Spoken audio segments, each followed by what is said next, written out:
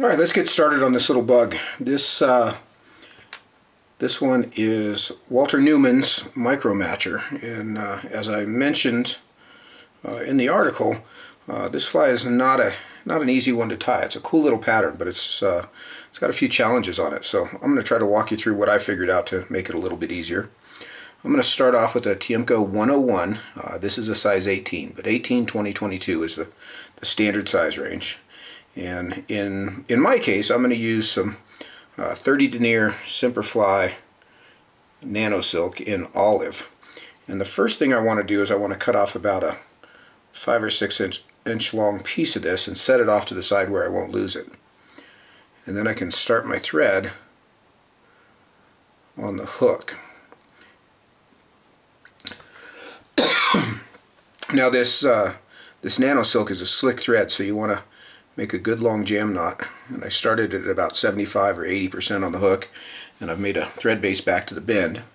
And once I get back to this point, I'm going to take 3 gray microfibets, or mayfly tails, and really the length doesn't matter, and exactly how even they are doesn't matter, because we're going to cut these to length. So I'm going to tie these in at the bend, and I want to make sure that they're centered right up on top, and you can see I've tied them in plenty long. And what I want to do is I can kind of use my thumbnail up underneath them to get them separated. You know, get the right one on the right and the left one on the left. So I've got 3 widespread tails like that. And this is where that tag end of the thread that we saved earlier is going to come in. I'm going to take this tag and bring it under the hook between the bobbin and the vise and make a loop. And what I want to do with this loop, see if I can do this where you can see it.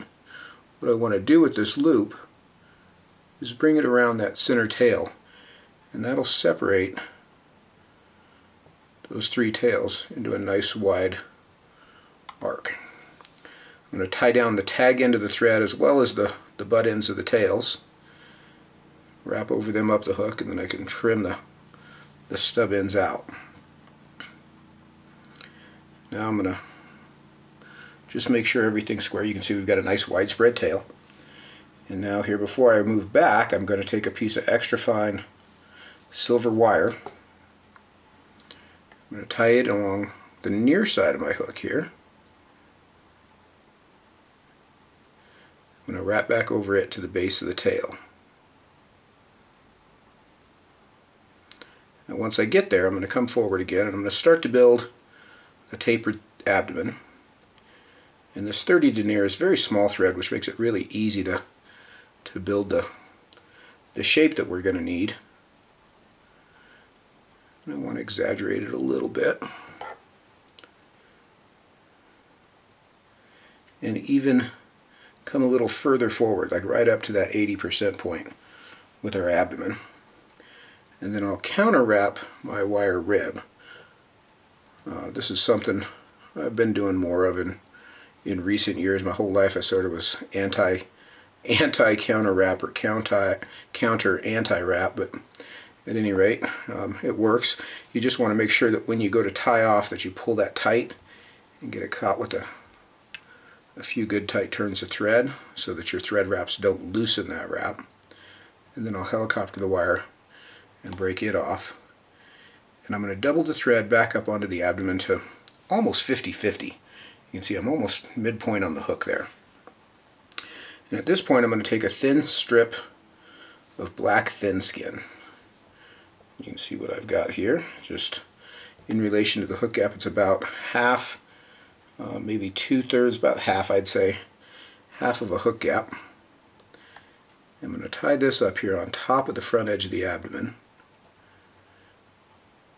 Make sure that's centered up. I know that doesn't show very well there. There we go, that's a little better. And now we're going to start on the thorax. And the thorax is the tricky part. You can see up to here this fly's been pretty simple. But the thorax can get a little tricky. So what I'm going to do, and there's a few different ways to do this. Walter does his a little bit differently, but he's young and he's got more patience.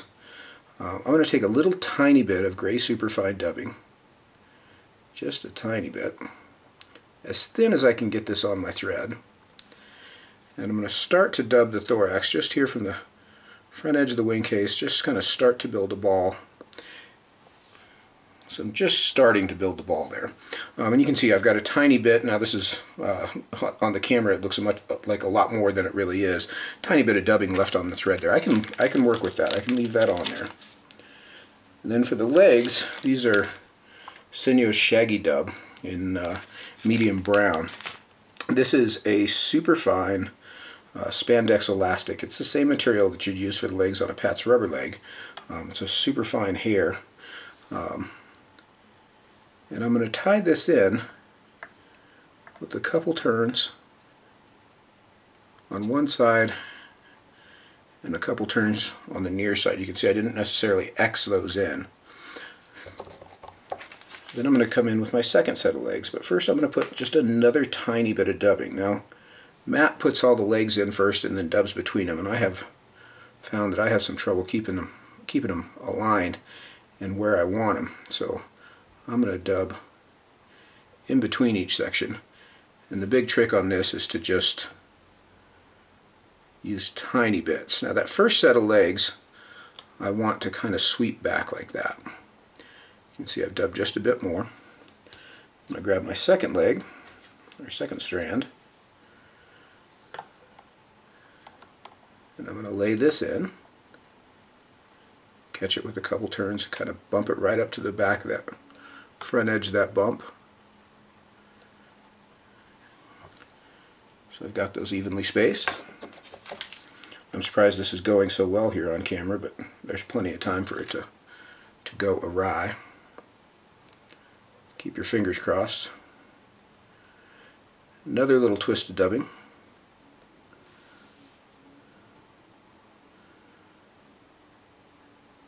And you can see you can kind of use some of that thin dubbing to position those legs if need be.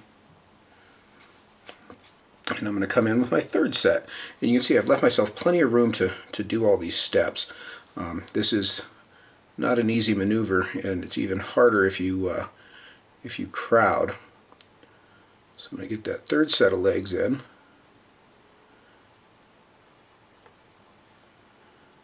And bump that right up to the dubbing. I'll put just another tiniest little, this is going to be like half as big as what we had before. Little pinch of dubbing here. Onto my thread. You can see where this 30 denier really comes into play nicely here. The thread itself is so thin I'm not creating a lot of bulk just by tying the legs down. And I'll use this to sort of position the legs.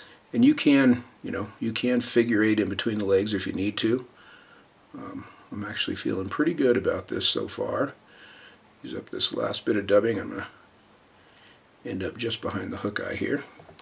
So we've got 3 evenly spaced sets of legs. Now I'm going to come in and lift my ThinSkin over the top. Now one thing with this 30 denier Nano silk is it's a very sharp thread, as in it's very narrow diameter, so you don't want to pull down too tightly on it there.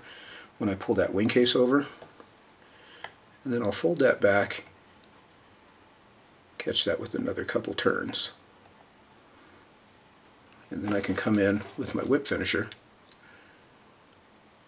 and whip finish there just behind the eye. You can see I can kind of build the head up to clean that up. Now I'm going to come in and pull this stub end up and just nip it as close as I can.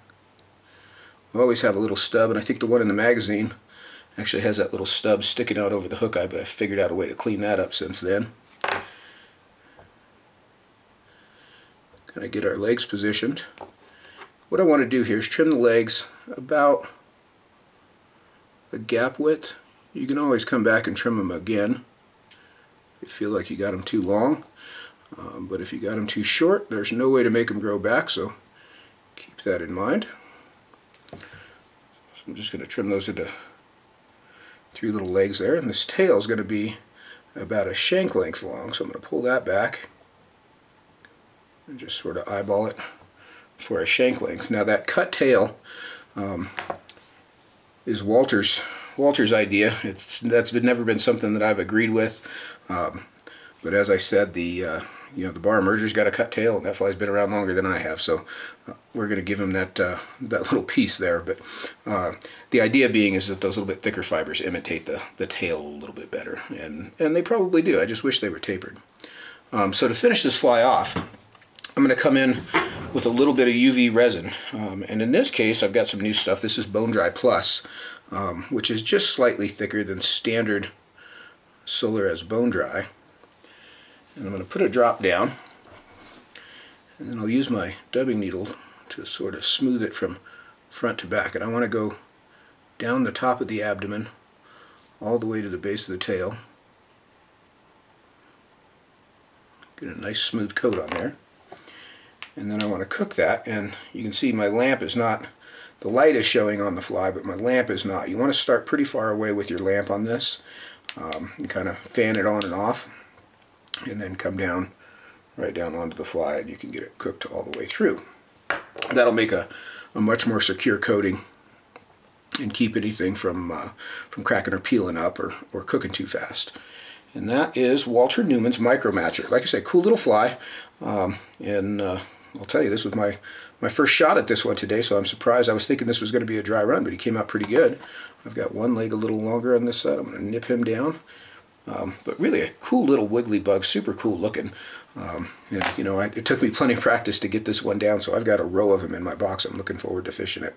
But that's Walter's Micro Matcher. This one is available from Umpqua Feather Merch. It comes in a few colors, I think. But a cool little Baetis nymph, and you know, a good wintertime distraction as far as honing up your skills and your patience level on getting those legs in there. So I hope you enjoy that. Twist them up, get some of those rubber legs. Just remember, you know, you don't be in a hurry. Just twist them up, get them done. I like it. I like it. I'm happy with that. Hope you enjoyed it. We'll see you next time. I'm Charlie Craven. Thanks for watching.